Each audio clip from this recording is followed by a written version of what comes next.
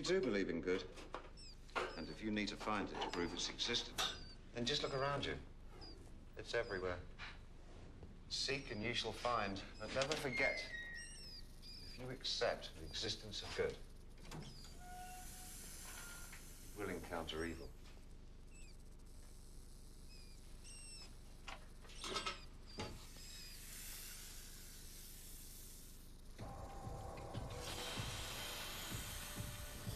So you live on YouTube for whatever reason, and the Militant Atheists, angry internet atheists, they're usually students or men with very smooth skin in elaborate jumpers, and I just wanted to say thanks. Thanks for the endless talking head videos regurgitating newspaper bylines about women getting their noses cut off because they want to learn how to read, or just how some fundamentalists have refused to let their kids have a blood transfusion, how Iranian women get stoned for adultery when really they just got raped. Thanks for the sermon, mate, because as it goes, we get it.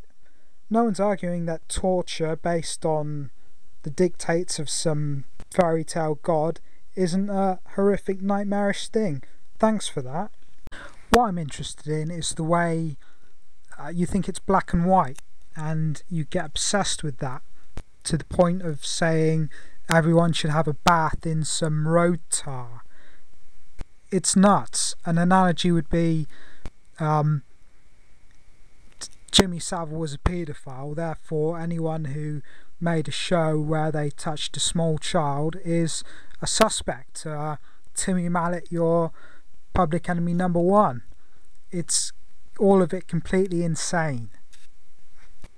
So let's just have a look at this mythical, hypothetical family being subjugated by an irrational adherence to religion. I think your usual silver bullet argument is that why are they doing this when it's pretty obvious to everyone that God is imaginary? And that's fine, that's a pretty solid argument, except for the fact that we are all imaginary. We're imaginary beings. I mean, you can wheel out Descartes and say, I think therefore I am, but what does that mean to anyone else? You know, you're a replicant that some yuppie bought and sent off to university. It means nothing to me. So let's take your concerns about this family that's been duped by religion and go through it stage by stage. What is it that you object to most? Is it the wife and child who haven't got the gumption or the frame of reference to fight back, or is it the husband who's we can only assume is evil and thoughtless and stupid?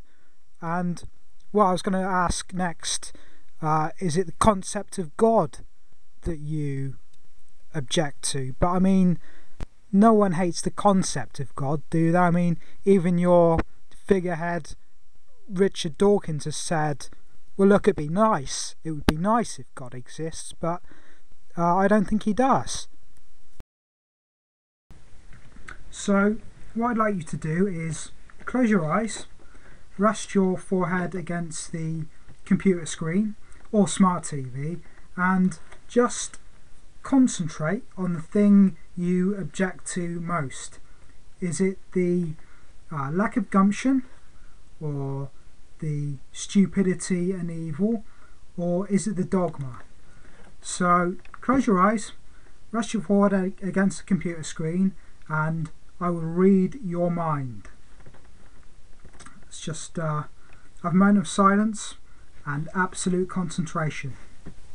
Here we go.